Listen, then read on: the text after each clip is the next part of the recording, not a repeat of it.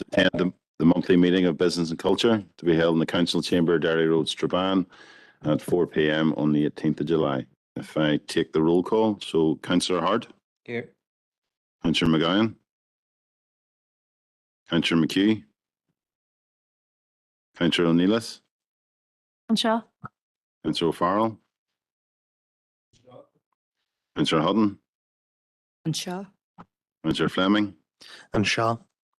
Councillor Farrell. Councillor Cusack. Here. Councillor Barr.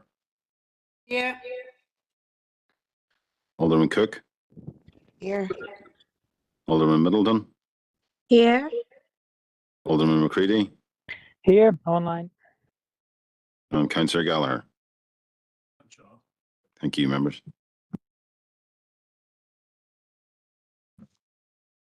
Broadcast announcement. I would like to remind everyone present at this meeting in the Chamber, Strabane or in attendance remotely, that this meeting will be broadcast live to the internet and will be capable of repeated viewing. This broadcast may be terminated or suspended in accordance with their protocol. Due to your attendance at this meeting, you are consenting to being filmed and to the use and storage of those images for broadcasting or training purposes and for the purpose of keeping historical records and making those records available to the public.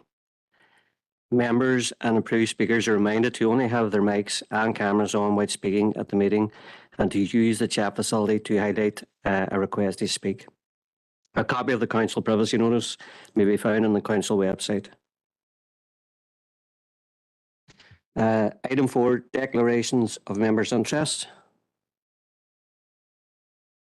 I'm seeing there as part of one of the groups to receive a grant from DARA will be Rapid. I'm a member of the board for Rapid, so just declaring an interest just to be on the safe side. Councillor O'Neillis. Yeah, I'd like to declare an interest in the Agenda 12 Community Wealth Building Hub. As the Culturland that I work for, they are a member of the Community Wealth Building Hub. And also I am on the board of the Arts and Cultural Strategy Co-Delivery Group. Thank you. Anyone else? Councillor Hutton. I would like to declare an interest in the same item. I am a member of staff of Bogside and Brandywell Health Forum, who are also a member of the Community Health and Wellbeing Hub. Thank you. Councillor Hussey. Thank you, Chair. Not a member of committee, but item 16, business engagement activities in Castlereagh and Newton Stewart. I would be one of those businesses. Thank you. Anyone else? Anyone online? No.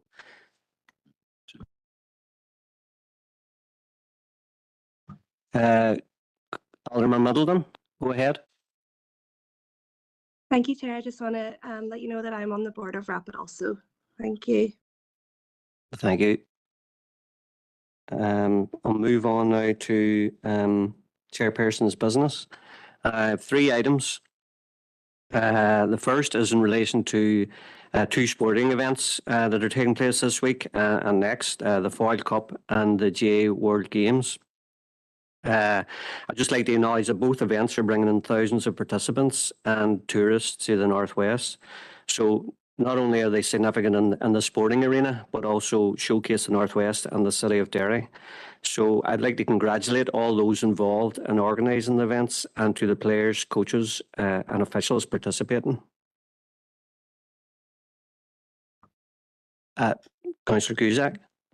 Thank you, Chair. And just to agree with yourself, this is an amazing event for the city and always has been through the years. And where I work, you can see the games going on, and it's just buzzing at the moment with all the youngsters there and their families.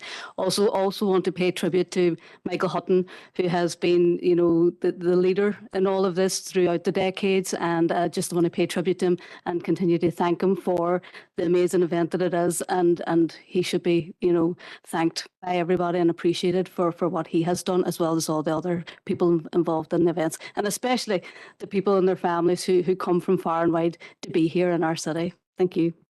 Thank you, Councillor Cusack. Anybody else want to come in on that item? No. I'll move on to the second item. It's in relation to the 3 giant sculptures that were recently launched. And these sculptures have been well received. It's a big step in showcasing the experience as an area of outstanding natural beauty, and I believe it's essential that this should be built upon going forward. And maybe that the council could look at possibilities of linking these sculptures with, for instance, the Appalachian Trail. And I also want to congratulate all involved in the sculptures and the partner councils that were involved in it, and our mayor and some of the councillors attended the launch of that. So just to congratulate everyone involved. Anybody want to come in on that? Okay, and the third item is an item raised by Councillor Aisling Hutton in relation to funding for the skills project, and the possibility of if the council can assist in a bid for the funding. Councillor Hutton, do you want to come in on that? Yeah, thank you, Chair. So I think we've all seen how the European funding has helped transform our communities in the past, and throughout our council area, in particular with regards to skills and development, and obviously through previous peace programmes as well. We're keen to maximise the opportunities in Peace Plus, which will likely be the final round, unfortunately. So investment area 2.3 is programme area skills development, and this area supports area-based approaches designed to address evidence skills gaps, which result in increased productivity and employment and higher levels of cross-border labour mobility.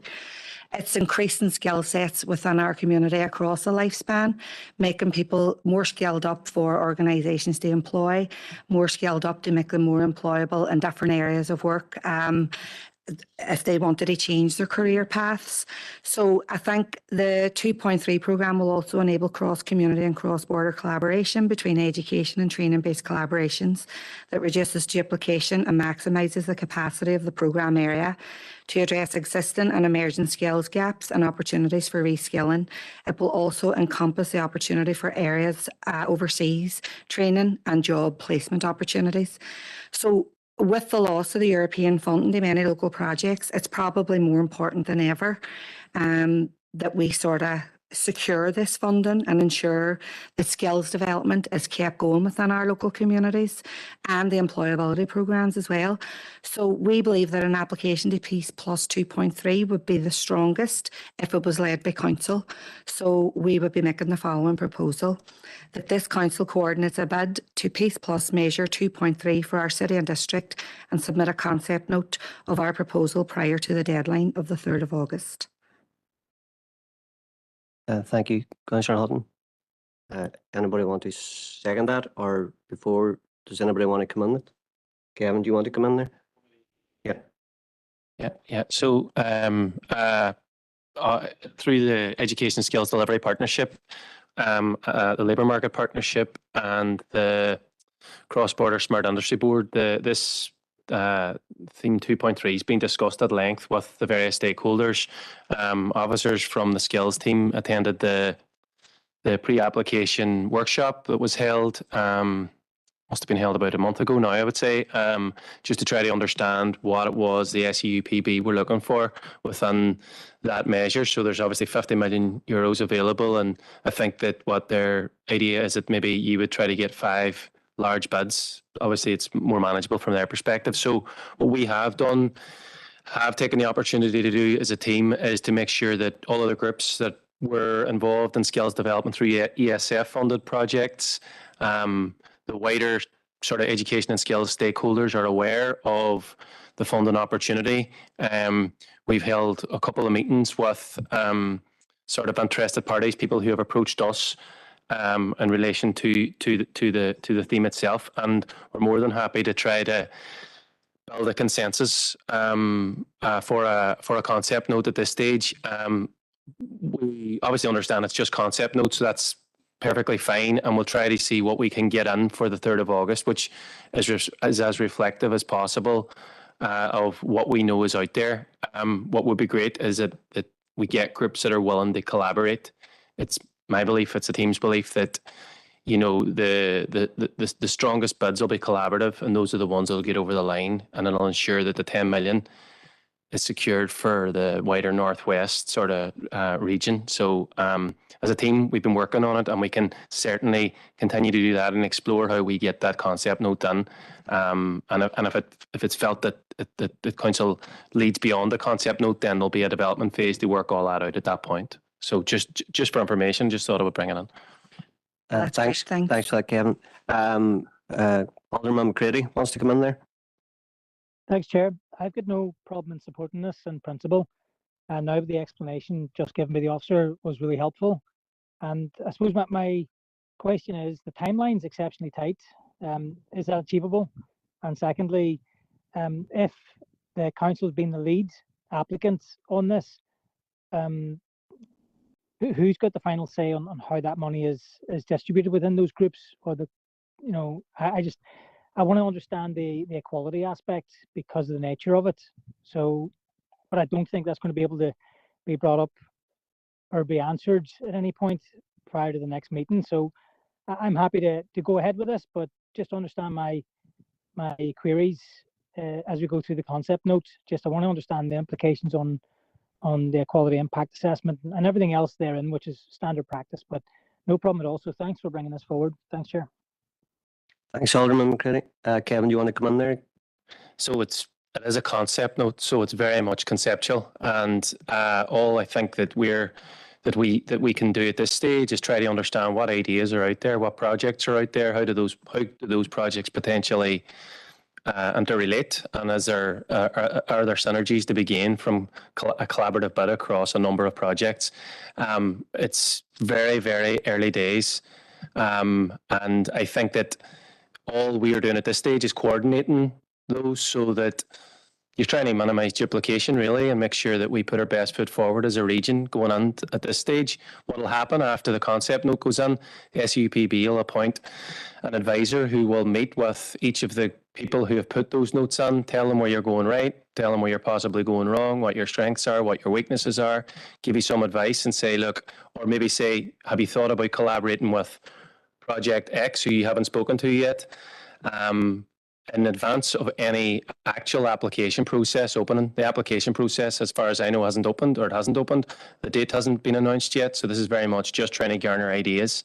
So I think it's too early to tell around specific projects. I wouldn't even be aware of all of the ideas that are out there. So it's just about information gathering and making sure we try and minimise duplication at this stage. And as the timeline, I think the timelines and these things are always tight, so we'll get the information and what we know at this stage. And if there's stuff we miss, it's not too late. You know, we've got to the point which with the application, an item I brought on the committee last month was the Smart Towns and Villages one. We did the concept note previous to that. We're now going on the application, so it's the same process. There's a bit of a runway on the actually getting the application process opened. Thanks, Kevin. Alderman Hussey. Thanks for the opportunity. I'm not wearing another hat when asking this question as chair of the Northwest Region Development Group. Is the I think I heard it in there, but just for clarity, collaboration would be envisaged on a cross-border basis? Yeah, it has to be right across the border region, yeah. Okay, so do we have a second? Oh, sorry, Councillor Gallagher.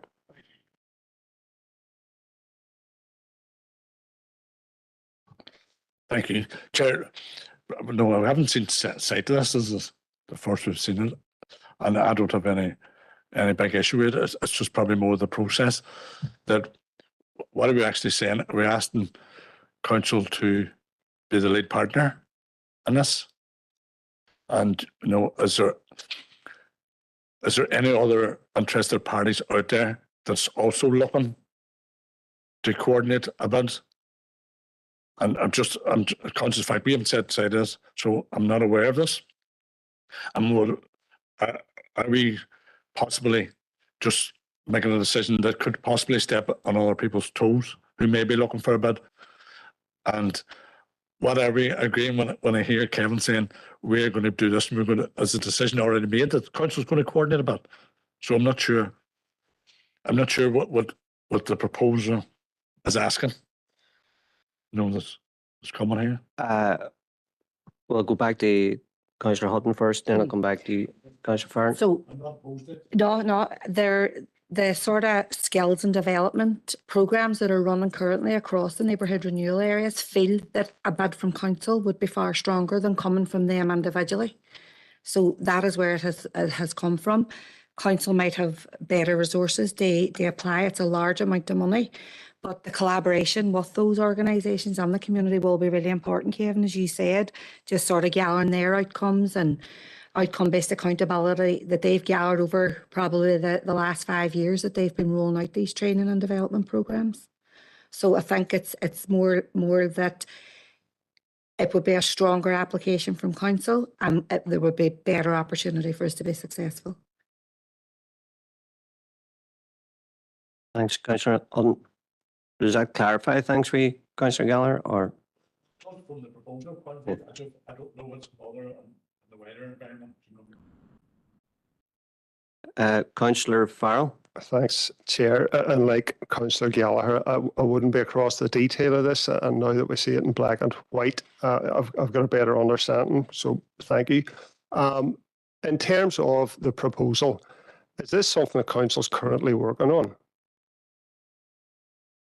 So through the Education and Skills Delivery Partnership, look, what we do is we facilitate collaboration. That's basically what that is. We coordinate, whether it's Northwest Regional College or it's Ulster University, ATU in Letterkenny, the former ESF groups is what we had an ESF subgroup because we were a match funder in those projects. We have all of those stakeholders around the table. So really what we've been doing, as we would with all funding opportunities, is letting people initially anyway know this is coming up. These are the things that the SUPB are looking for. So certainly we have been having discussions around that. What we haven't said at this stage is that the council is going to lead that bid because I wouldn't have had that. Obviously, wouldn't have been in that position to do that. I think what would be important, but is that at the concept note stage, and I do think we need to try to take a wee step back from the actual application. There's going to be multiple organisations who are going to see Peace Plus as an opportunity because we know the funding environment that we're operating in now through the loss of EU funding, basically, that see this as an opportunity. And what would be certainly helpful, I think, is that those groups do come together to understand fully what the criteria is going to be, what you need to be doing, and really how do you collaborate together. At this stage, I think that's all you really need to be thinking about, pulling that information together, getting it into the concept note. And to Councillor Gallagher's point, if there are other organisations who are feeling that they're best, placed to be making a bid, then we need to bring those guys to the table to help them understand what the wider landscape is. Because, as I said, and my belief is that there's going to be probably potentially five projects, maybe more, maybe there'll be 6, depending on the strength of bids that come in. So, what we wouldn't want is a situation where organisations, for the want of not having conversations with other ones, lose out and potentially taking part in a bigger bid. It's not for me to say who leads those bids. It's not my role. But what I would say is that we can certainly facilitate those conversations. We do that as a matter of course. That's what the team have been doing for years. And we've been doing it within the Education Delivery Partnership, but also in the cross-border perspective through the Northwest Development Group and the Smart Industry Board. And that goes for all of the Peace Plus measures that are currently in the pipeline. Thanks, Kevin. Councillor Farrell. Yeah, just a supplementary on that. So the word in the motion is that Council coordinates this bid and Council submits a concept note by the 3rd of August. Is that doable?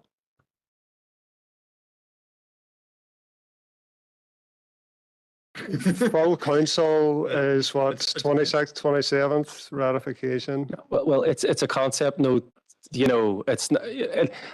This is basically a high-level document about the types of projects, organisations, and groups that might be potentially submitting an application. This doesn't.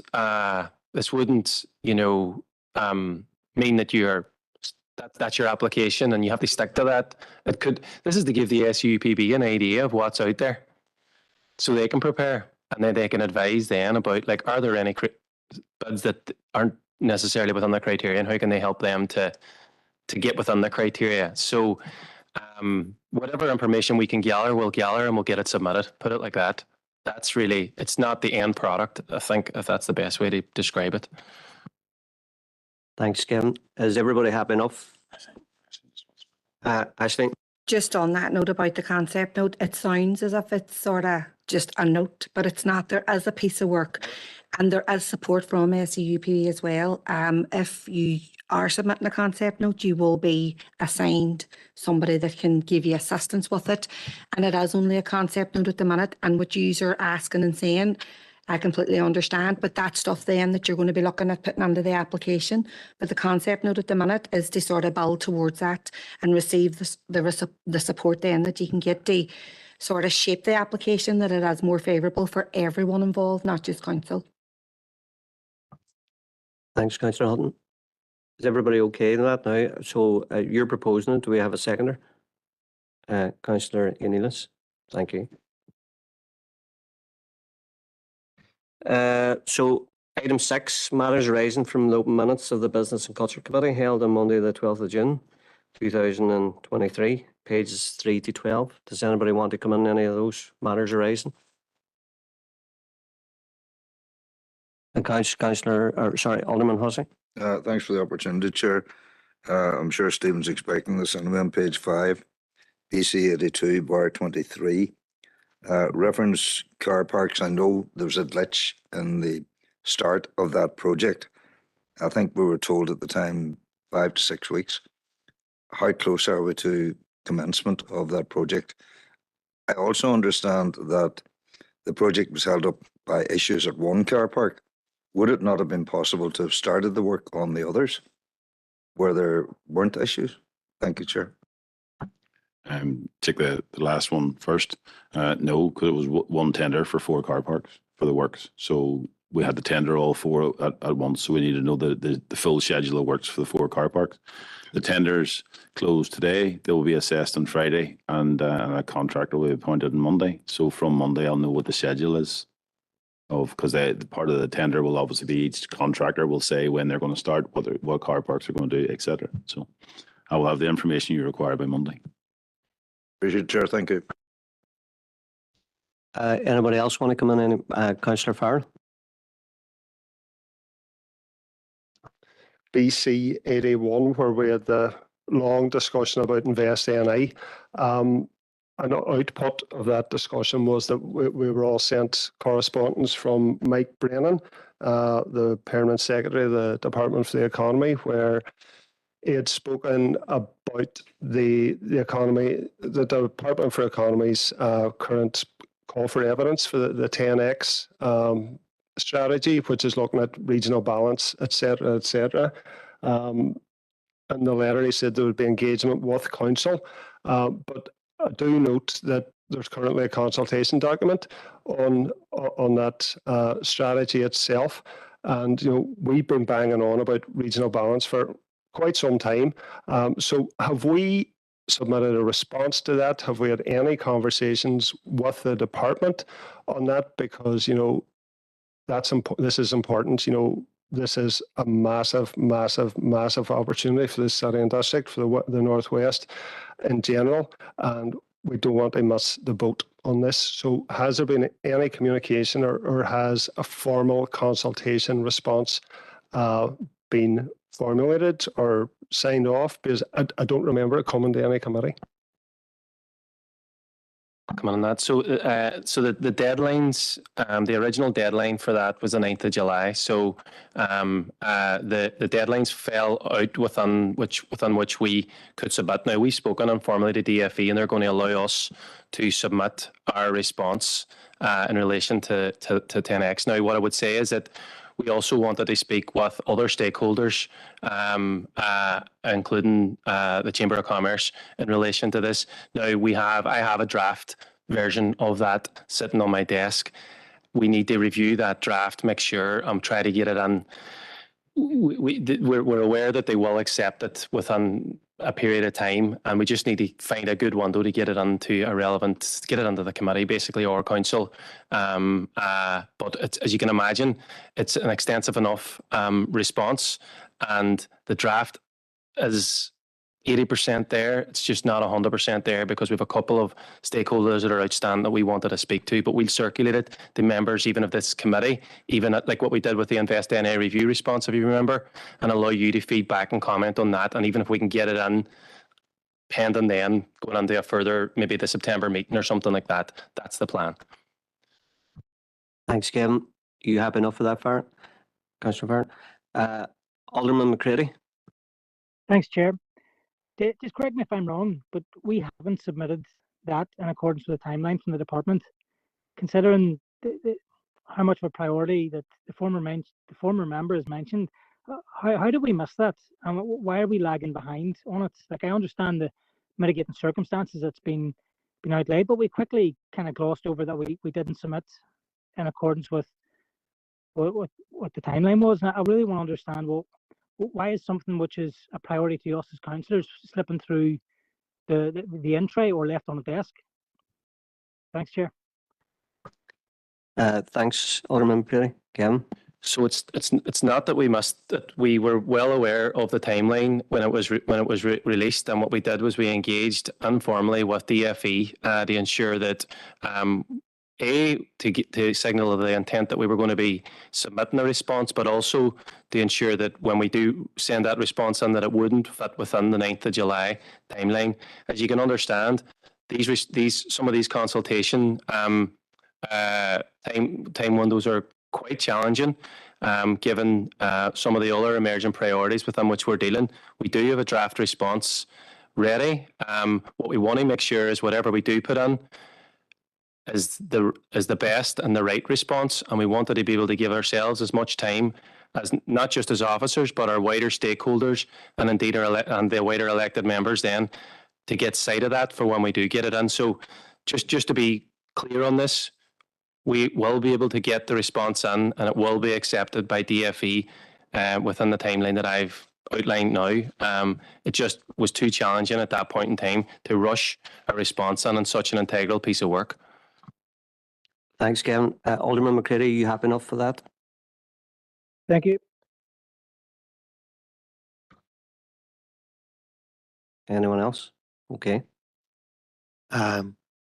Sorry, I just had a bit of a query, I suppose, about BC 84, the Smart Village Network project. I recall that when that came up in Business and Culture before, the report mentioned a number of digital hubs that would be created / set up as part of that. As for where they would be exactly, there wasn't any more detail than that in the report. I'm just wondering now, since then, would there be any more detail or information as to where exactly these hubs are going to be? Could an officer give me a bit of insight into that, if that's all right? Thanks, Councillor Fleming. Gavin? So no, that report was to be able to appoint consultants to help us do that. That procurement panel is actually set up for Thursday. So we'll appoint the consultants and then we'll start that work. The application hasn't opened yet for that. So we're, but similar to what the first item around the skills, the concept note's been submitted. We've now got our advice and we're now basically appointing to get the feasibility study done to identify the process, the locations, the split, the engagement with Donegal and the entire project beyond that. So I would say in terms of a timeline, I would like to think that we might be able to be in a position to update on the application at the September committee, if not the September, the October, just depending on when they open up that application date. Thanks, Kevin. Anybody else want to come in? Any other matters arising? No, we'll move on to item 7, DAERA Microbusiness Development Grant Aid Programme 2022-23. Kevin?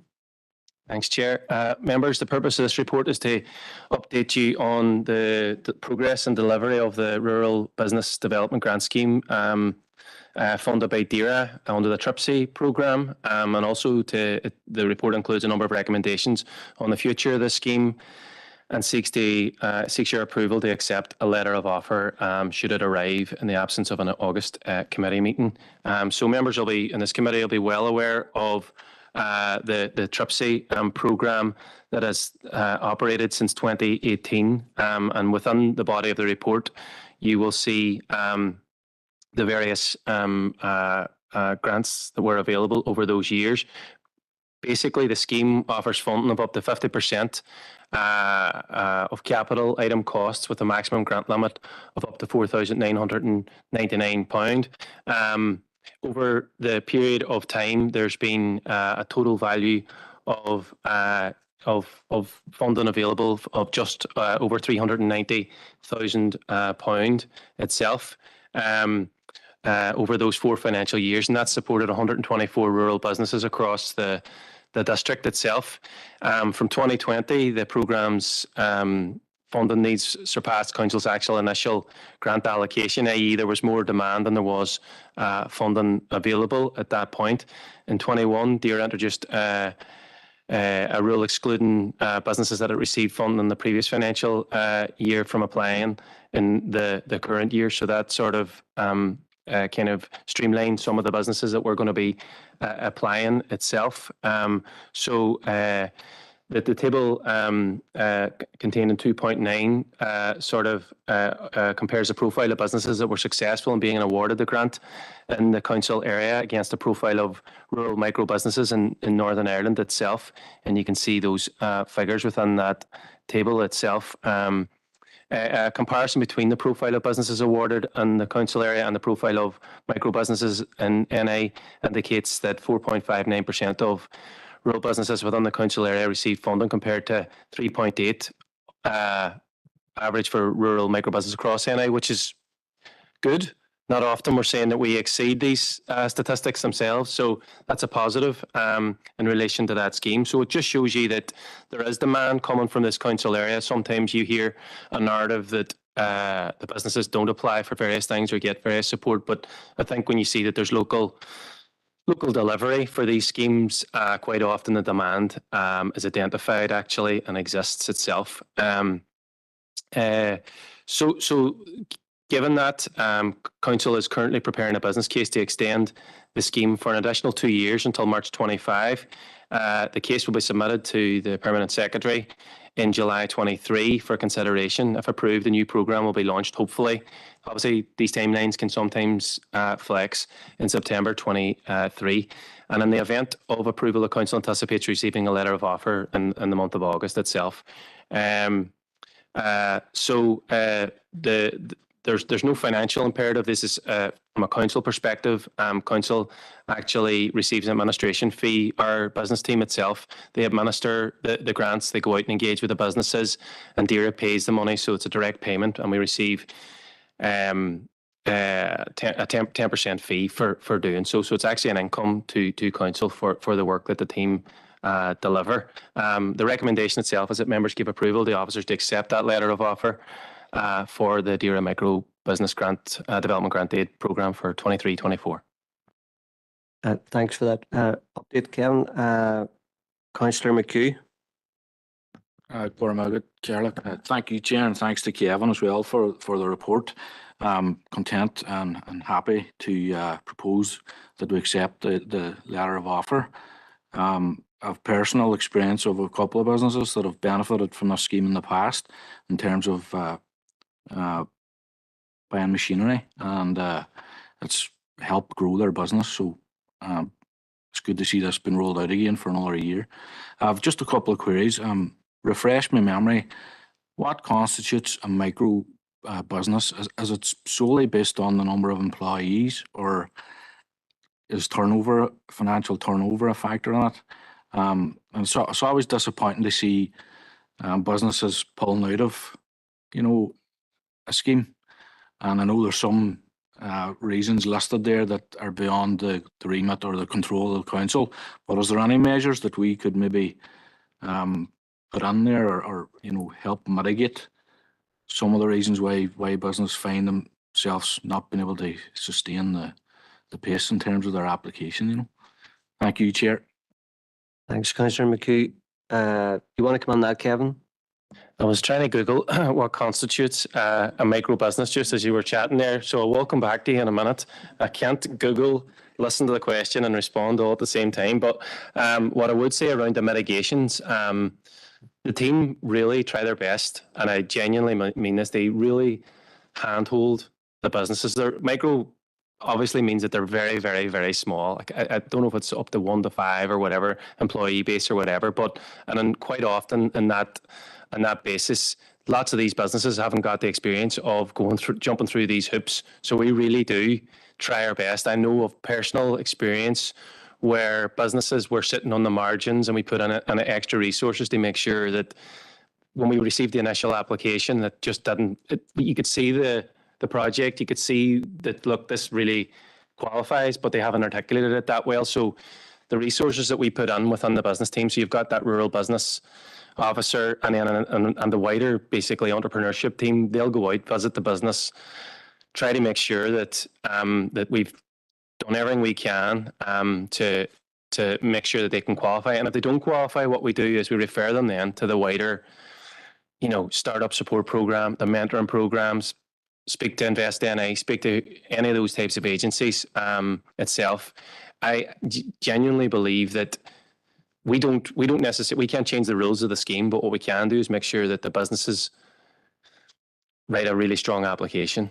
If there is any feedback, we've taken it on board and we've fed it to DAERA itself. But I think that the rules of the scheme are copper fastened at this stage.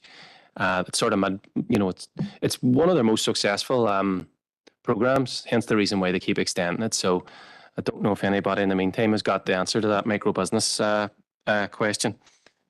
Just saw people Googling there, but I'll come back to you on that one. Thanks, Less than there we are. Councillor, are you okay with that, Councillor McKee? Yeah. Councillor Farrell? Thanks, Chair, and thanks, Kevin, for the report. Happy to second this item on behalf of the SDLP. Obviously, this scheme provides a lifeline to rural businesses. We've nearly 3,000 of them across the city and district, and the uptake across Derry and Strabane, it's like 4.5%, which is really, really encouraging, the second highest across the entire north. But demand exceeds supply, so there is scope for more support. There is scope for improvement from DAERA. So in terms of the business case that we submitted, are we asking for the funding just to be extended for another 2 years? Or are we asking for more funding to be able to support more rural businesses? Both, basically. And what I would say is that during those 4 years, we would have had an initial allocation off the top of my head, say of 70,000. We assessed the initial applications that were able to qualify for that, and we kept a reserve list. And then DAERA came in then and said we've had some slippage across other areas, and those businesses have then qualified. So, and that doesn't mean that all businesses got supported, but there's always been a willingness from DAERA to work where there's strong evidence of need. And I think that this area has obviously demonstrated that through its track record. There'll be an initial allocation, we'll get it, or we'll hopefully get it. And then the business case will prove that we could potentially do X, Y, and Z more. Thanks, Ken. You happy enough with that, Councillor Warren? Alderman McCready? Thanks, Chair. I am happy to accept the recommendations and just to commend the team for all they've done on this type of activity, because the output is hugely beneficial to kind of incubate and give a wee bit of momentum to micro businesses all across the city and district. So well done. I'm happy to hopefully see this go through. Thanks.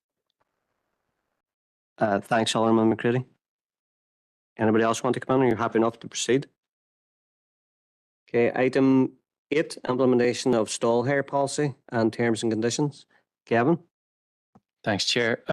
Members, this is a paper seeking your approval to implement a hire policy in relation to the council-owned pop-up stalls that would have been used for the Walled City Market when that was operating. So, obviously, members are aware that the market itself ceased in May 2023. And as part of the rate saving process, Council actually no longer has a budget allocated for the maintenance and repair of those stalls themselves. Now, the stalls are still used and will be used for Council's larger scaled events where there's market trading, that's still built into the programming and the budgets and that type of thing. So there's still a use for them, and there's still a need for them for those events themselves. So annually, council receives requests from both non-profit and commercial organisations for the use of these stalls for non-council events. The majority actually come from non-profit organisations themselves. Generally, the response has been certainly whenever we were running the monthly market, in addition to the events markets and that type of thing, we were obviously quite reticent to be renting out the stalls, because there's a cost incurred in terms of the logistics, but B, we were obviously very mindful of making sure that they remained intact and in good order, and that they were always available for our various market trading opportunities themselves. So there was never really a need for any type of policy around that hire agreement. Those times have changed, and we now have less use for the stalls themselves, and hence the reason we're submitting this proposal. So you can see within the report, we've got groups and organisations who are wishing to hire stalls. They'll have two options basically. Option one will be hiring organisations responsible for their own transport to and from their event, and will be required to complete the various documentation and insurances themselves. And then option two, the organisation can use our approved contractor to transport the stalls to and from the designated events themselves. There's details there around cancellation fees and that type of thing themselves. And there's a fee structure suggested within it. And it's a two-tier sort of system, one for non-profits and one for commercial organisations. And then within that, split into transport it yourself or use the contractor. And the pricing reflects those two options within the two options themselves. And will enable potentially council to garner some revenue to ensure that the stalls are maintained, but also potentially to raise some revenue itself, depending on the demand, and also allow us as officers to have a policy in place to make decisions around who's eligible and who's not for these stalls. So the recommendations within the report that members are asked to approve the implementation of the policy and the terms and conditions themselves. Thanks, Kevin. Anyone? Councillor Neelis? Hi, first of all, I'd like to say that we welcome council using the stalls as a means to make revenue.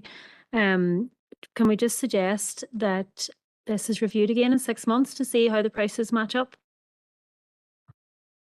Thanks, you. Councillor Cusack? Thank you, Chair, and thank you, Kevin. Obviously, it's really regrettable, the loss of the Wall City Market. I think everybody feels that, but we went through a very, very painful rates process. We know that the corners had to be cut, and unfortunately, we have to concentrate on the bread and butter of the council, and sometimes the jam has to be left off. It is important now that we concentrate on raising revenue in any way we can and in any creative way that we can. And this is just one example, in our opinion, of that. So I welcome this and think it's a good idea. And it's a way that, we can use what council has maybe in their stores, they facilitate other organisations. I just have a couple of questions. Firstly, is that a daily rate? Secondly, sometimes this kind of documentation can be quite prohibitive for organisations to fill in and understand. So I assume there would be help from council officers with that if somebody wants to hire. And just basically, do you foresee there be any problems for council with regards to insurances with that? Would we be tied in with their insurance, our insurance, or would it be wholly the organisation responsible for should there be any problems with the stalls? Thanks. Thanks, Councillor Cusack. Yeah, no, the first part, that's per hire. It's not about the length, really. You know what I mean? It's about so from our perspective, if it's the transport arrangement, we pay to and from. Doesn't matter if it's for 4 days or 2 days. So it's not per day. In terms of the insurances, no, they will have to provide their own insurances out with the council one, and we will certainly try our best to facilitate the bureaucracy side of this and try to minimise that itself. So we've been speaking to our own audit and assurance around how we do that. Originally I had actually included a lot of that information. I took it out because it's quite cumbersome within the report itself. But so we will help. We will help. Look, I mean, I don't know what demand there's going to be for this, and I think that certainly looking at it in 6 months' time and seeing where we're at around the pricing, is it too high? Is it too low? Is it, will be a worthwhile exercise, and also trying to understand if we aren't getting any demand, why is that? And is it because we're too overly bureaucratic or not? So we're there to help them, and it just gives us an opportunity, as I say, to raise the revenue, but also to have a decision-making process around this, because it was quite ad hoc in the past. Chair, sorry, I meant to say I'd like to second that. Thank you. Are you happy enough for Kevin's response there? Councillor Gallagher? Thank you, Chair, for letting us in. I just have a query.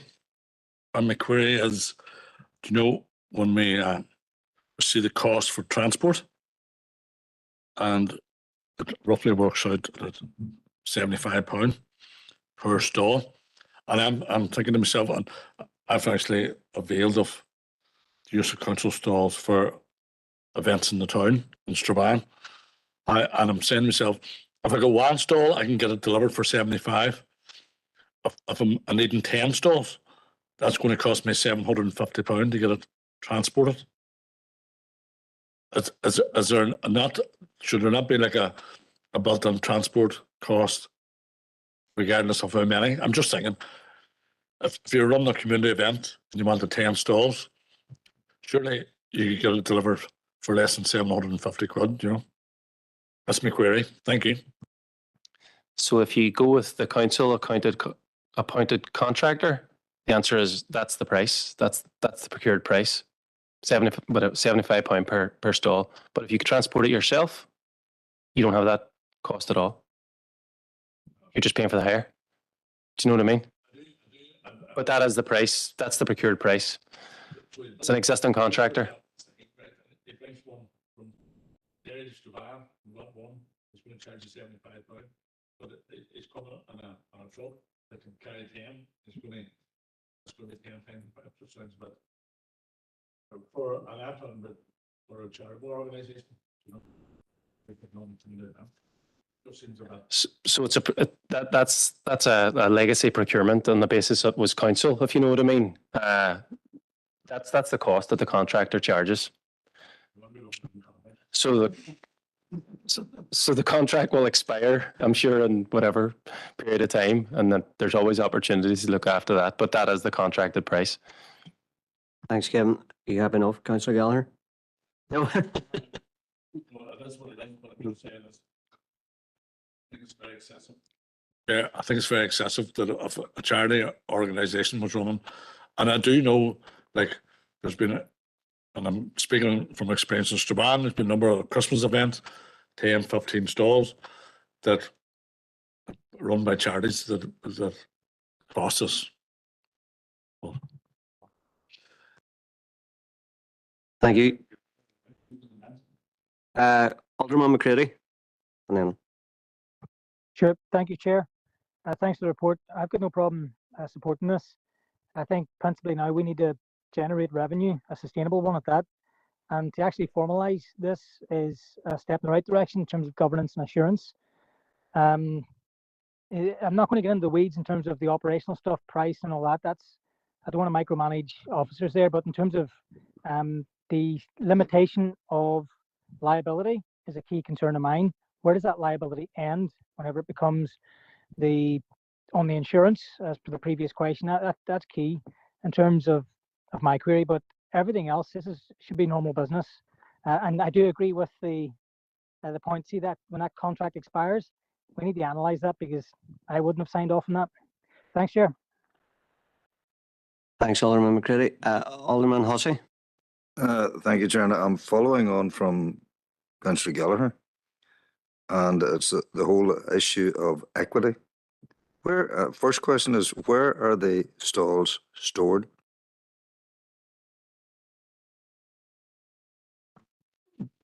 The storage contractor is different than the logistics contractor, so that's not the issue. Well, it's an issue if I understand, but that if you want to have transport, say they're down under somewhere, and if you're a charity there, transport costs for you doing it will be lower than they would be for somebody in Killeader wanting to bring that stall to their event. Now, if the proposal was that you know it's transport from the nearest council facility, it might be more equitable for access of those groups and the wider spread of our area. I don't know about the logistics of it, but it just concerns me if everything, you know, if the stuff is stored miles and miles away, the difficulty of transport costs for some people who would decide to do it themselves. Thank you, sir. Thanks, Alderman Jose. Councillor Hutton. Just a suggestion and an observation from myself, being involved in booking of large events, Kevin, just throughout the city, like Ebrington Square. At the minute, we're in the middle of booking the Guildhall Square with the EFI for a recovery walk. Just a suggestion that maybe working with all our multi-agencies about creating like a package if they were hiring out their venue, could part of their offer be the stalls from council? It would just sort of maximise more bookings and obviously revenue, because at the minute if you were to book Ebrington Square through the executive office, you have to bring everything yourself. So would it be an idea to let them know that that's a service available through council, that they can say, well look, if you're bringing stalls, we can alleviate that as part of the package, and council can just an idea. And I suppose all those other details, it's just sort of fine tuning them and coming to an agreement that's realistic. Thank you. absolutely. Anything that will maximise the revenue coming in, for sure. And I think, as we say, we'll work this out as it goes along, and in 6 to 9 months' time or whatever, understand what the strengths are, the weaknesses of the policy are itself. Thanks, Kevin. Councillor McHugh. Thanks, Chair. Just a quick query. Are we restricting, if it's a council run event, are we saying you have to hire one of our stalls? Or, you know, if you're a trader that has your own stall, your own transport, is that fine? The events have different mixes in terms of, you know, food retailers, non-food retailers, depending on the event, depending on the profile of the event, who the audience is. But no, in the past, that wouldn't have been the case. Sometimes specific traders need a stall, and when they need a stall, you know, not in council events. This doesn't affect council events, if you know what I mean. This is for non-council events or things that people want to do, well, you know, themselves. They can hire the stalls from council, which they couldn't in the past. You know, there wasn't really that ability to do that, and we got a lot of requests in from groups looking to borrow the stalls. You know, and so, you know, and it was always a very difficult sort of geography to navigate, basically, around how do we do this in a way that's sustainable, ensures that the stalls are come back to us. Exactly. Sorry, you're has been polite. Thanks, Kevin. Everybody else, move on then to the next item. Item 9, authority request for change of variance or alternative for Bishop Street car park. I think this is the last one for me. Don't worry. So, members, the purpose of this report is to seek council authority for a variance or alternative sub-licence to the current lease and licence agreements in place with the private and statutory land. So proposed.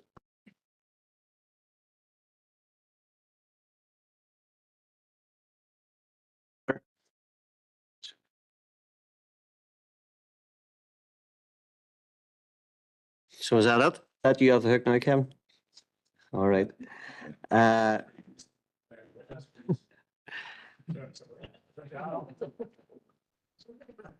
Item 10, Harbour Square Public Realm and Artwork contract for funding. Aileen? So thank you, Chair. Members, this is to seek your approval to accept a contract for funding from the Department for Communities in relation to the Harbour Square Public Realm and Artwork project, and your approval to proceed with the full delivery of the Harbour Square Public Realm and Artwork capital project. So members, I think most of you are aware of this the Harbour Square redevelopment project, which includes the public artwork that we have appointed, which is known as the Factory Girls sculpture, I suppose. And it's been a long time coming, and I know there was a query last month in relation to this application. You've previously approved this application going to DFC for the second phase of this project. You have previously appointed or approved the appointment of the selected artist for the creation and installation of the public artwork within the Harbour Square at a total cost of 190,000. And as I said there, you also approved this application last March. You're also asked to note in March ongoing discussions with regards to the potential land acquisition. So we have now had confirmation of that funding being successful from Department for Communities. The contract for funding has been issued by the department. It does contain a condition specific to the land ownership and the land being transferred to council, and to ensure that the department receives satisfactory documentary evidence that evidence of ownership of any land affected by the scheme has been transferred. The Department for Infrastructure have confirmed that they are the sole owners of the required land. Our respective legal teams are working on the land transfer, which will be the subject of a separate report to this committee in due course. And members, you're asked to approve, if required, entering into a temporary licence agreement with the Department for Infrastructure, if required, to proceed with the works. Based on the previous reports, the expected completion date now for the overall project is spring 2024. Department for Communities have stated that an expectation that council will make a 10% contribution to this project as a minimum. So the final estimated global cost for the capital element of this project is 1.38 million. Therefore, the expected contribution to cost for council will be 130,000, as outlined in a previous report. So members, this report obviously is a bit of good news, and we are asked it's really to seek your permission to accept the contract for funding issued by the Department for Communities and approve the progression of the Harbour Square Public Realm and Artwork project through to completion, subject to the specified land ownership condition defined by DFC having been met. Thanks, Aileen, for that report. Councillor Farrell. Thanks, Chair, and thanks, Aileen. Fantastic news. I just think that, over the years, the Factory Girls have faced, false dawns and false promises. And finally, we're at a position where we've got planning approval, we've secured the external funding, and this is going to happen. So the funding being agreed, this is a significant milestone in the entire project. So excellent news, and it's going to result in world-class public realm behind the Guildhall, and the centrepiece is going to be a public artwork celebrating our shirt-making heritage. But I've got one question. In the pack, it says that we're going to be expected to make a 10% contribution as a minimum. Have we had any conversation or any discussion with DFC that 10% is the actual maximum, or is that open to negotiation? Happy to propose item. Thanks, Councillor Farrell. Aileen? Well, we have been told that's I'm hoping that's the maximum. We certainly have had discussions with them if that can come down, but they seem intent on the 10%, and we have allowed for that, and we have referenced that in previous reports. So I suppose we wouldn't be looking for that to go up, and certainly if there's opportunities to bring it down, we'll be taking them. Thanks, Aileen. Councillor Hutton. Go ahead. Then. Thanks, Aileen. It was just, is there any funds set aside should that figure increase significantly? Because obviously we all are aware of the massive increase in building costs, inflation, etc., etc. So do we have a contingency there? Should we be put in a bit of a bind to make sure that this definitely gets over the line? There is some contingency built into that budget, but I suppose I know there isn't any extra. I mean, any extra allocated, I suppose, will be running this like we do our normal capital projects, and I think we're hopeful it will come in on budget. Obviously, the artwork piece has been contracted, so the price is set on that. So we're and the majority of the costs are set. So we're hopeful that that will be the case. Yeah, I don't think there's not any major concerns on that at the moment. Thanks, Aidan. Councillor Hutton. Thank you, Chair. Thanks, Aidan, for your report as well. We welcome the positive development in relation to Harbour Square redevelopment project, and we're delighted that progress has been made in line with completion for spring 2024. The project, we feel, will safeguard the setting and features within the conservation area, Guildhall and Harbour House, as well as the adjacent city walls. And it will deliver optimal positive impact as well as complementing our recently completed Derry City Centre and Walled City public realm schemes. This public art project will celebrate Derry's tenacious and hard-working factory girls. This civic tribute will recognise the contribution of the women who work in the shirt factories between shifts and also managing to raise their families.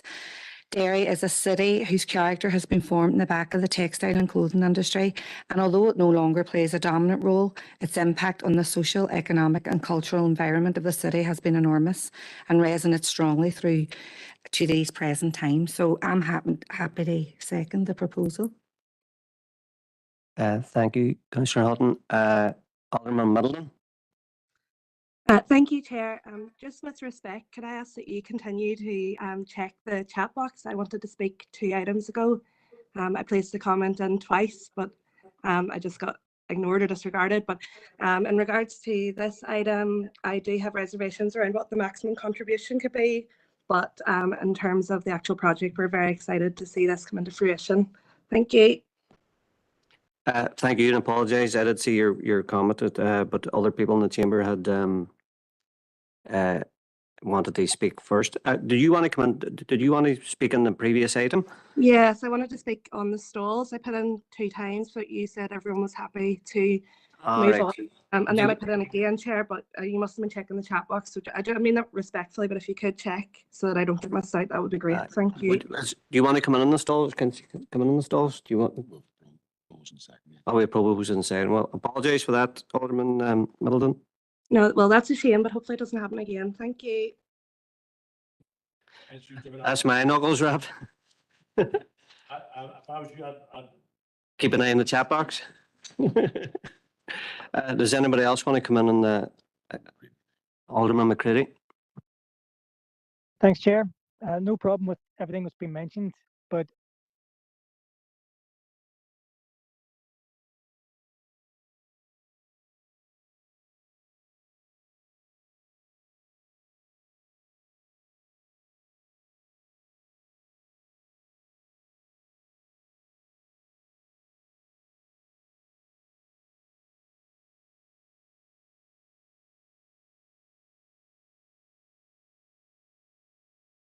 Will we move on or yeah?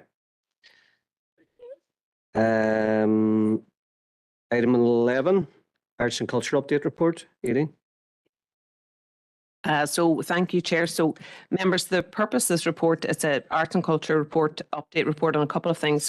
Firstly, to seek your approval for Council to be a partner in 2 parallel proposed shared island bids to assist with the delivery of the next phase of the North West Audience Development Programme, and also to inform you of the selection of cultural sector reps for the Arts and Culture Strategy Co-Delivery Group.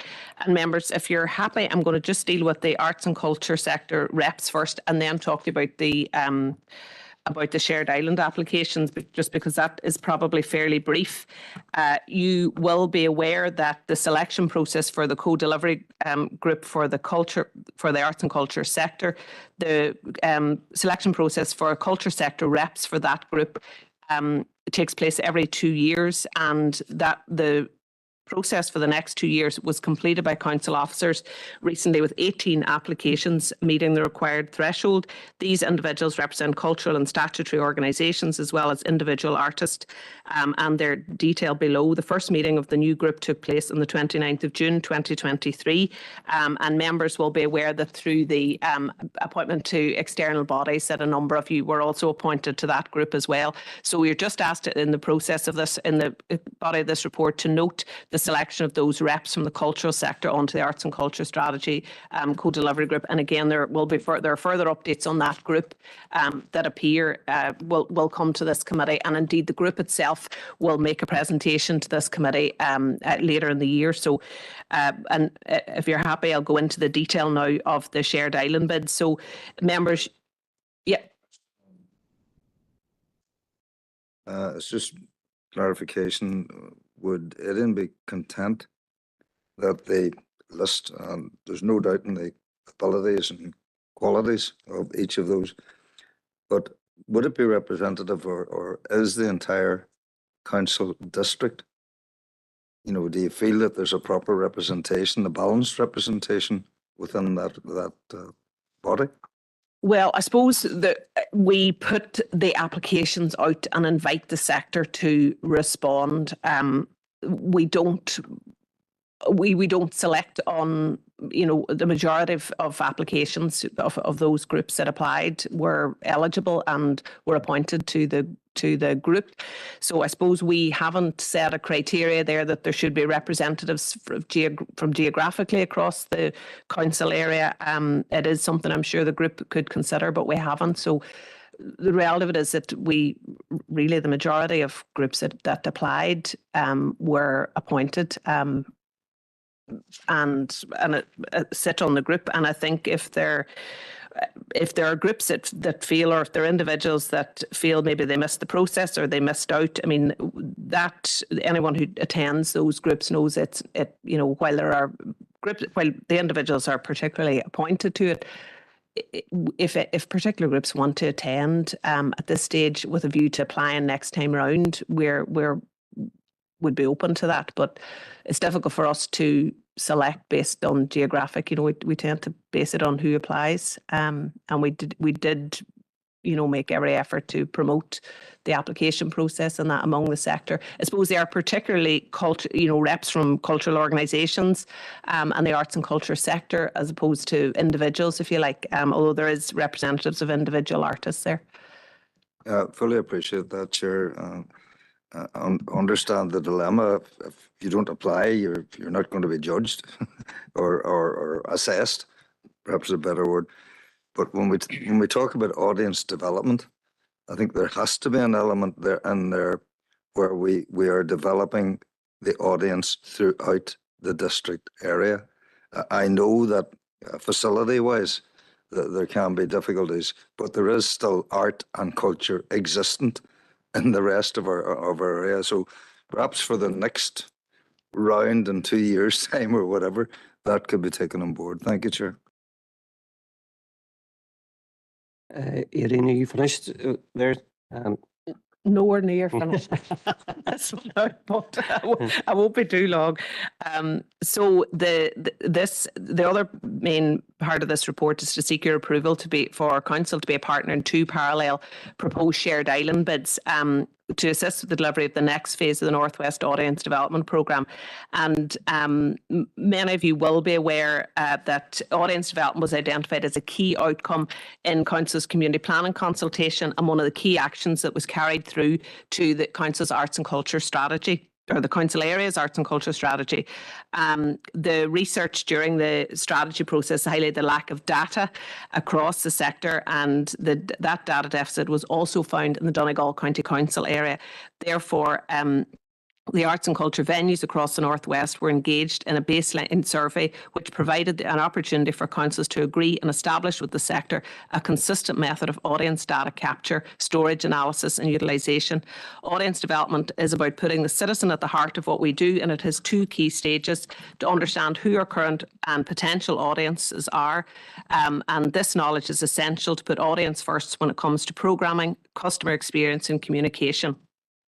The Northwest Regional Development Group supported the research phase of the project through an audience development baseline survey right across the Northwest. This survey informed the compilation of an outcomes-focused, collaborative and area-based plan with the needs of our citizens at its core.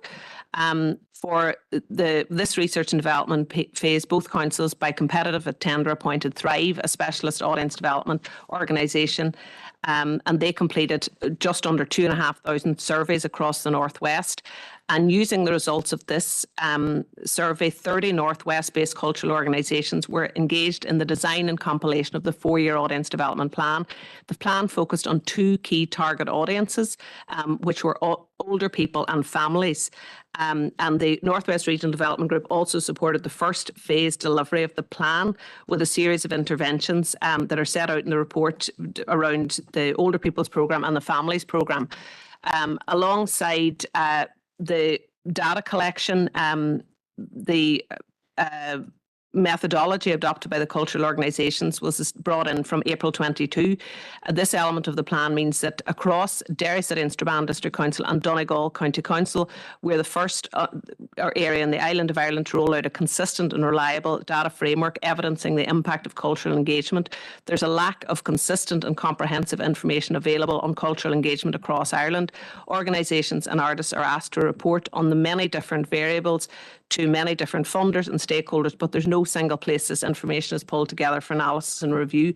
The impact framework, which has been devised to evidence progress towards our audience development goals, provides regular and reliable information about who engages with arts and culture across the Northwest, what motivates them and the difference it makes to their lives. And cultural organisations are able to see how their individual organisation audiences compare to the overall average, which helps inform their own audience development priorities. Because the numbers of organisations who are now regularly collecting data from their audiences, we've significant data sets to analyse and interpret. Data is collected with quarterly progress reports, and these reports highlight any issues that, and the data is then analysed at 6 months intervals. The first phase of this audience development plan is now complete, and partnering councils intend to submit an application to the Shared Island Fund seeking up to €300,000 that's in 2 parts, 250,000 for a 3-year programme that focused on new and pan-disability communities, alongside a second €50,000 programme focused on older people. The larger Shared Island programme requires 2 Republic of Ireland local authorities to lead with the Northern Ireland local authority partner. In this case, this council will work with Donegal County Council, who will be the lead council, supported by Mayo County Council. The second programme, that is the smaller £50,000 fund, must be led by 1 Republic of Ireland partner with a Northern Ireland partner. And in this case, this council are working with Donegal County Council as the lead. The Northwest Audience Development Programme has been developed to take advantage of existing structures, including those established to support older people, and to complete the key strategies such as Council's Donegal County Council's Cultural Department Strategic Plan and Culture and Creativity Plan, as well as this Council's Arts and Council Areas Arts and Culture Strategy and Tourism Strategy. The next phase of the Audience Development Programme will be innovative and ambitious, necessitating a significant financial investment. It represents new ground in terms of cross-border coordination in the support and utilisation of our combined cultural offering. The partners are confident this model will deliver very significant tangible benefits to citizens across the Northwest through a deeper engagement with arts and culture.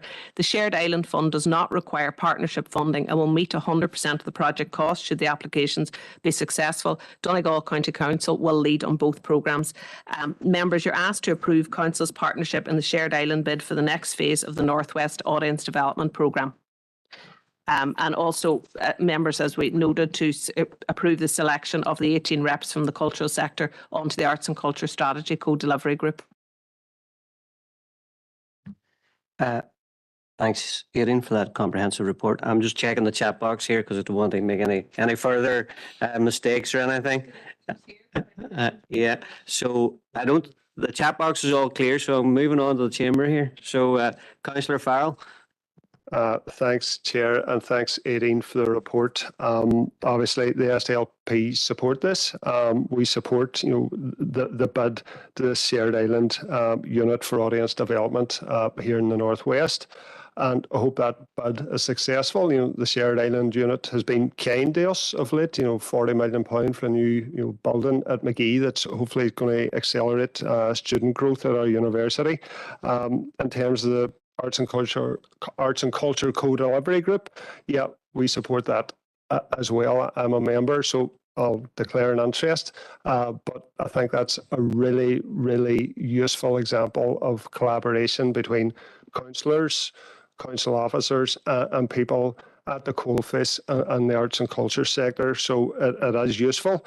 And that group has done some fantastic work in terms of making the case for further investment from DFC and from the Arts Council for arts and culture right across our city and district. So let's hope that continues and let's hope that bears fruit in the future, because I know that we had DFC at our committee in May 21, and that was all about the new arts and culture strategy, which hasn't been delivered yet, and I don't think it's going to be delivered in the absence of a minister, but we need more investment, and that is clear.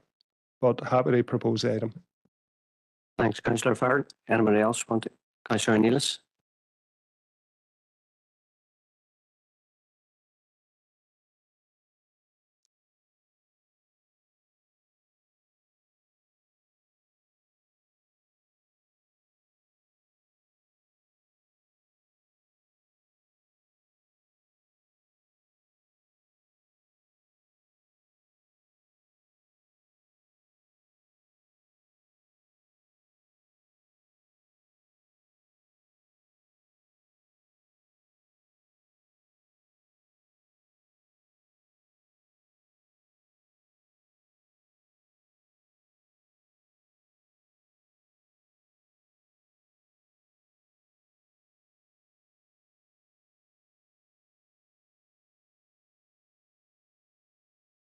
Thank you, Councillor Neelis. Anybody else want to come in? Enough. There's no sound now from the chamber.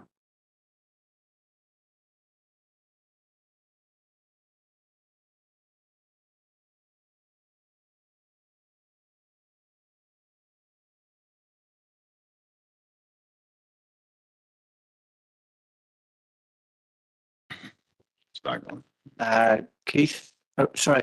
Thank you, Chair. I'm just not sure. I was just going to query, Chair, had Councillor Neelis got her mic turned on for us, just anyone at home didn't pick up what she had contributed to the debate. Thank you, Chair.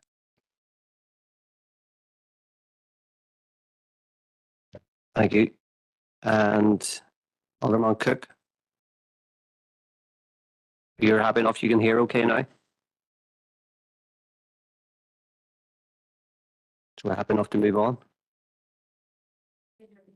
Do you want to repeat it again?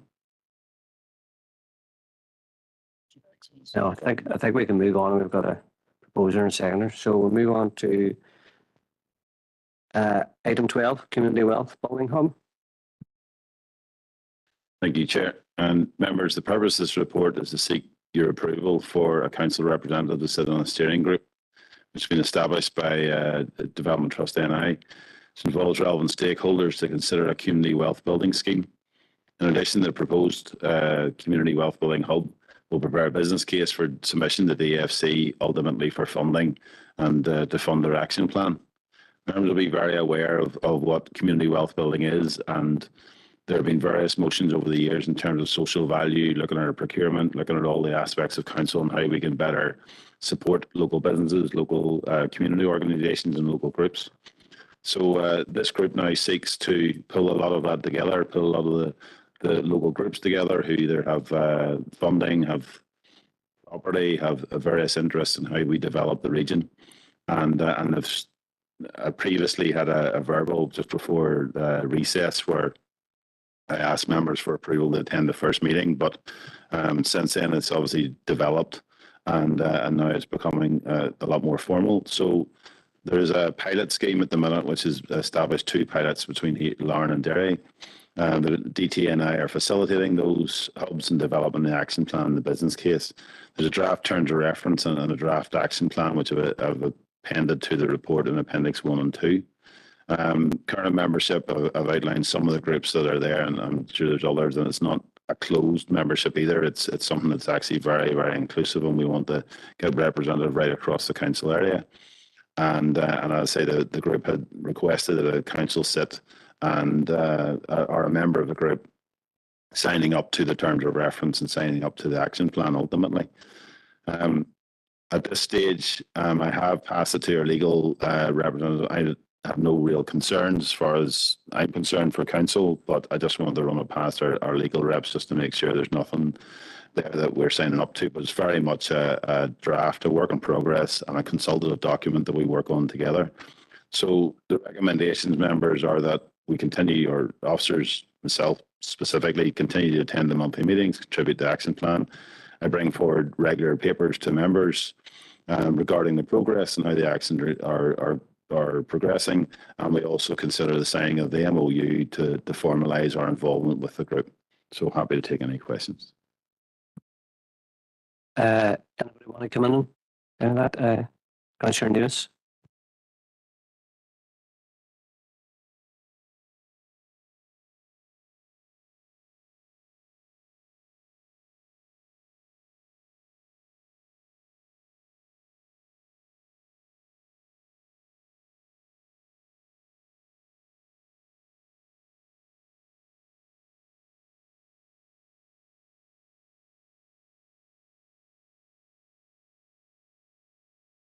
Hold on, the sound's going again.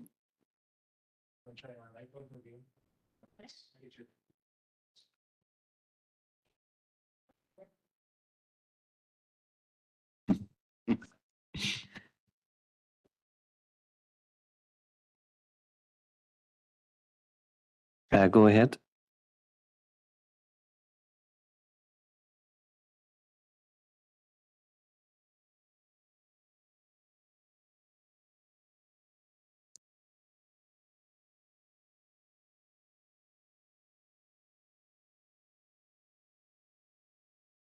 Hold on, no sound.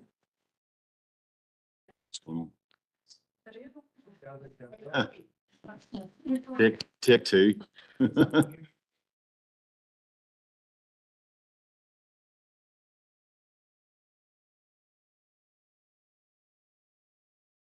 Can you hear me? Can you hear the chair? If you let me know in the chat box.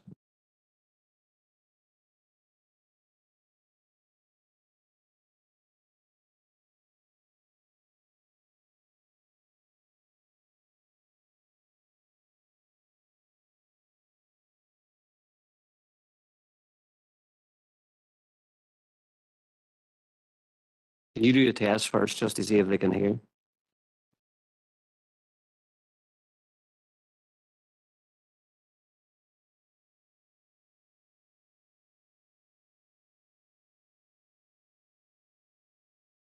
So you can't hear, Councillor Hutton?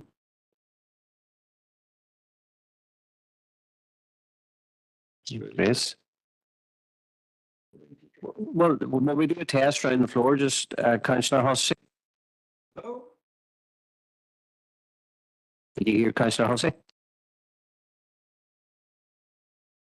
We'll go around the room, and then if you can let us know who you can hear. So. You fat ladies, idiot.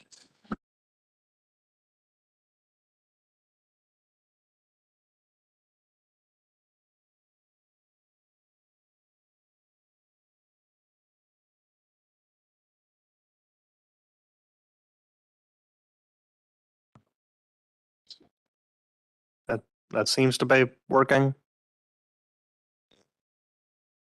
Yes, Sean, we can hear you. Can you hear me?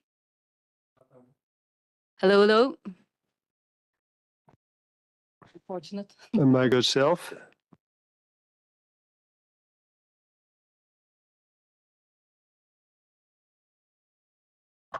Hello?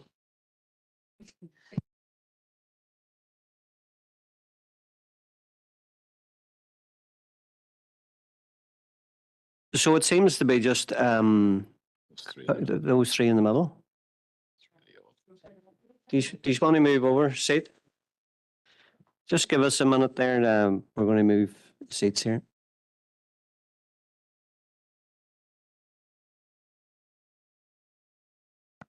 Can you hear this, Mike?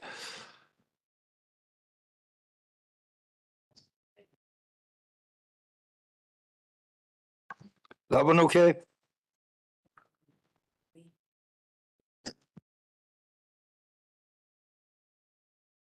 So just give us a minute here to we relocate.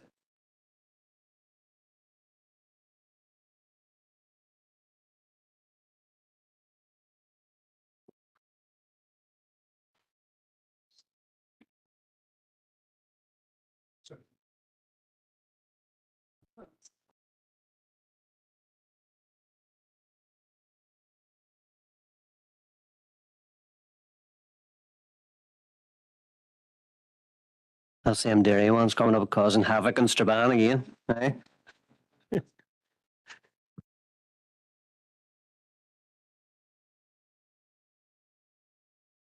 Okay, go ahead, Councillor Nealis. Thank you. So Sinn Féin supports and welcomes this proposal for Council to play a part in developing and driving our community wealth building hub forward. The growth of the social enterprise sector is key to the growth of the local economy. We only need to look around to see the differences social enterprises make in deprived communities. The Council should commit to develop and grow the sector and to create defined and consistent policies in regards to community asset transfers, tenders and procurement. Our council is a huge employer, and as we continue to develop this city through the City Deal and other capital developments, it is imperative that this sector is part of these plans and that social clauses are built in to protect them. Community wealth building, if done right, can lead to an increase in high quality jobs, better run community services, and more money being spent and kept within the local economy. As a council, it is vital that we lead on this, not only across the north, but across the island as a whole. Thank you, Councillor Nealis. Alderman McCready, did you want to come in on that? I kind of lost sight of the chat now, so I don't want my knuckles wrapped again. So if anybody wants to chat, can you just put your name back in the chat? Chair, Alderman McCready here, please. Go ahead. Thanks, Chair. Just confirm we still are on item 12. I kind of missed a lot of that when the sound wasn't working. Yeah, we're still on item 12. Dear, thanks. In relation to the groupings, I was called this morning whenever the agenda was made public, and some organisations were inquisitive to why they weren't being engaged on this, namely the Northwest Cultural Partnership. Would it be possible if the team can get in touch with them? Because if we're looking to try and include the cross-community element, then they're a key stakeholder in all of this. So is that possible to do? Thanks, Chair. Yeah, as I said, I mean, obviously DT and I are facilitating it. It's very much a group that's open and inclusive. So absolutely, it's welcome, and I'll speak to DT and I about sending out an invite to the group. Thanks. Thanks, Stephen. Have we got a seconder for that proposal? Go ahead, Councillor Farr. Thanks, Chair. And thanks, Stephen, for the report. We obviously support the concept of community wealth building, and we support the approach here. But I've got one question. The Hub's going to prepare a business case for submission to DSE. Have we any timelines around that? I don't, except it'll be pretty soon. I think it's around the autumn. We're looking to try and land the business case in with DFC. There's always the opportunity around monitoring rounds, etc., even in the current environment. However, I think the funding that we'll be looking for will be substantial. So the business case, it'll be important that it's considered properly by DFC and potentially for their capital budget for next year. So I would suspect around the autumn is the kind of timeline. Do you want to second that? Okay, thank you.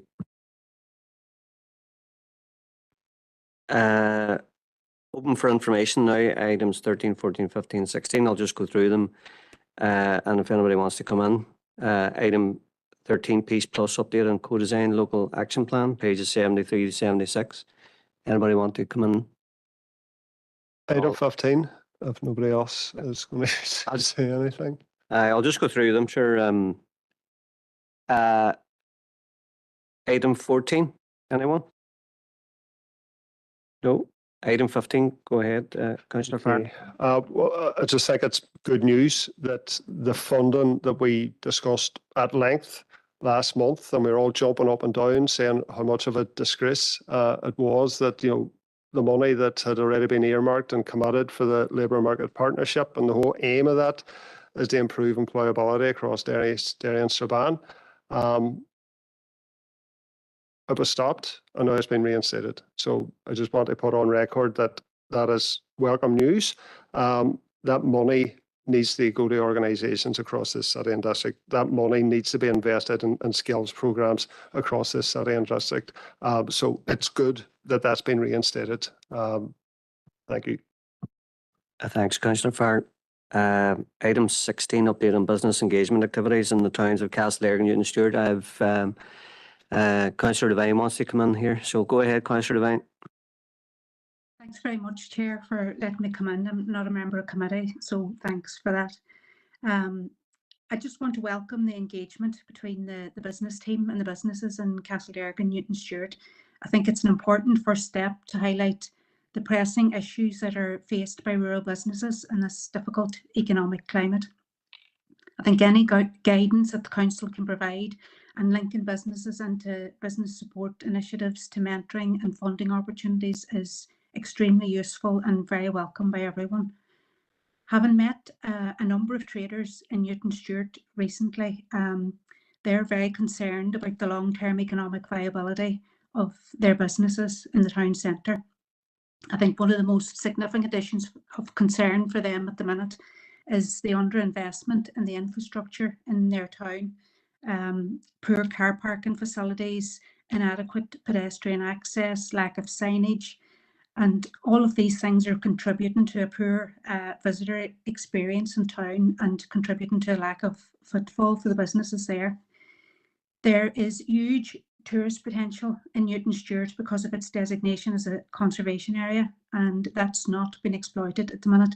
So I think there's lots of scope there for the council and the business team to provide targeted supports to the businesses in Newton Stewart to help them to capitalise on the tourist potential and to grow this element of the town's economy through addressing those infrastructure issues that have been identified through targeted marketing initiatives and campaigns, and supporting businesses to apply for any funding opportunities that might come available. I know the town centre regeneration framework has also been developed by the council at present, and hopefully it'll take into account the challenges and the opportunities that have been highlighted, and I'm looking forward to that being presented at council in the near future. I do, however, want to raise an issue that the businesses have raised with me and their concern about the pace of progress of that project since they first engaged with the council in December 2021. They would like to see more open and robust communication between the council and the traders in the town so that they're fully informed on the progress. I think it might be useful maybe to establish a working group with the key stakeholders, the relevant council departments, the town's trader group, the key statutory stakeholders and councillors, just to make sure everyone's informed and to ensure there's buy-in and effective engagement of all of those who have an interest really in shaping the town's master plan and ultimately protecting the economic sustainability of the town centre in Newton Stewart. Thanks, Chair. Thanks, Councillor Devine. Is that a proposal you're looking to bring, or is it just for information? Yeah. I'm not a member of committee, Chair. Oh, yeah. All right. Okay. I have information then. Okay. Thanks. Councillor McHugh. Gormaga, Chair, just as a member of the committee, and having listened to my colleague, Councillor Devine, I'd be content to make that a proposal. Have we got somebody to second it? Councillor O'Farrell? Thank you. So that's everything for open for. Sorry, Councillor Hussey. Chair, like Councillor Devine, I'm not a member of committee, and welcome the input that we just heard. I was saying to Councillor McHugh beside me, a lot of this is very familiar, and it is something that needs to be addressed. Expectations have been raised over the years with regard to Newton Stewart, and it's a time when we need action for the benefit of those, particularly in Newton Stewart, who do feel to be very much on the periphery of all that goes on within council. That needs to be addressed.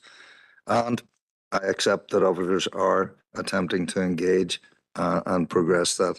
But, 2021, a couple of years later, and we're still at a point. I know that resources are stretched, but we need to take cognizance of the needs of all within our entire district. With regard to agenda item 16 specifically, as I said, I declared an interest in that. I was one of those surveyed, and very much I know, speaking to businesses, particularly in Castleberry area, I know that it was very much appreciated. The outreach of council officers engaging with businesses to ask them what the issues are, and they have brought those issues to council. I would welcome certainly the establishment of that working group that has been proposed to bring forward the entire Derrick area, specifically Newton Stewart, of course, as is within the proposal, but the entirety of the Derrick area on the issues that are arising from the survey. These are people who have put, they're putting their business on the line within the communities that they are there operating within, and that needs to be respected and taken on board. Thank you, Chair. Councillor McHugh, and then I'll come to Councillor Kerrigan. Thanks, Chair, for allowing me in again. Just in terms of Castleberry, I also want to welcome the engagement there. I know we have the Levelling Up Fund coming up with the town centre regeneration, hopefully commencing in the very near future. And I want to thank council officers for engaging with a number of businesses from the Ferguson Crescent area of the town who articulated their concerns and some of the issues they have and what they would like to see in that area of the town being regenerated again. So I would just like to see council continue that engagement, and Stephen would be well aware of that, having attended that meeting. So just want to put that in record, and hopefully we can continue to meet the needs and concerns of those traders. And I know we have the shopfront scheme coming up as well, which is welcome, but as Stephen would be well aware, there are other issues, and hopefully we can continue to engage with the traders to maybe progress those. Thank you. Thanks, Councillor McHugh. Alderman Kerrigan. Thank you very much, Chair, for allowing me in. I'm not a member of committee, but again, I express concerns that has been raised by fellow Derrick councillors, and again, I would be supportive, although I have no vote on it, in regards to the establishment of the working group to promote the sustainability of Newton Stewart being the fourth settlement within our city and district after Castleberry the third. So as I say, we're glad that this has been looked at. As I say, fellow councillors have touched upon the majority of the points there, and as mentioned in the report there, footfall is a big thing that you'll hear from the traders, and again, it's outside council's control, but quite a body blow to Castleberry would have been the removal of the banks, from having 3 banks there to no banks, and again you would get that from traders, but again it's in the report. The question I did have there in regards to your figures, I thought it was slightly high. When I'm looking here, stating that 45%, 2.4, about 45% of businesses availed of council-led business support initiatives, and maybe it's just a wee bit of figure manipulation. If you want to put it that way, is that 45%? That's 45% of those responded. And I think from looking at that, when you click on the link into that survey, I think there's 40 responses, but we're chatting 19 had skipped that question. So almost half of those responded that, skipped that question.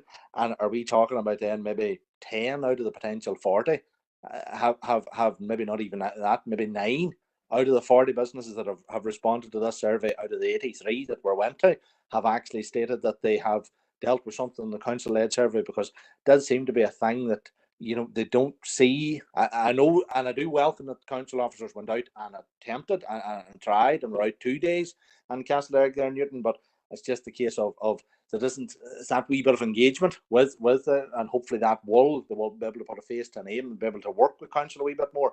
But I didn't think there was as much engagement. But I'm just clarification in regards to the figures there. But thank you very much, Chair, for allowing me in.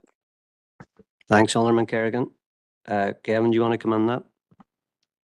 I mightn't make it any clearer, but what I will say is that 45% of businesses who responded to question 5 is a factual. It's factual there. I need to go under the exact details around who missed out in that question and that type of thing. But what I would say is that the 2 days that the officers spent out surveying, they found it themselves very, very productive. And what not only were we looking to try to find out what the needs of the businesses were, what we were also trying to do is understand when schemes like the Tripsy scheme come out and other schemes come out, that we have a database of businesses who we can actually proactively approach as opposed to waiting for the demand to come in. So it was a mutually beneficial exercise, and that we will continue to try to engage as best as we can within the resources that what we've got. Thanks, Kevin. So we have a proposal proposed by Councillor McHugh. Have we got somebody to second that? Don't need to. It's Oh, information. that's information. All right. Okay. So Is that proposal? I think Yeah. he did propose it. The second, wasn't it? Was it? Yeah. Okay. So we move on now to confidential decisions.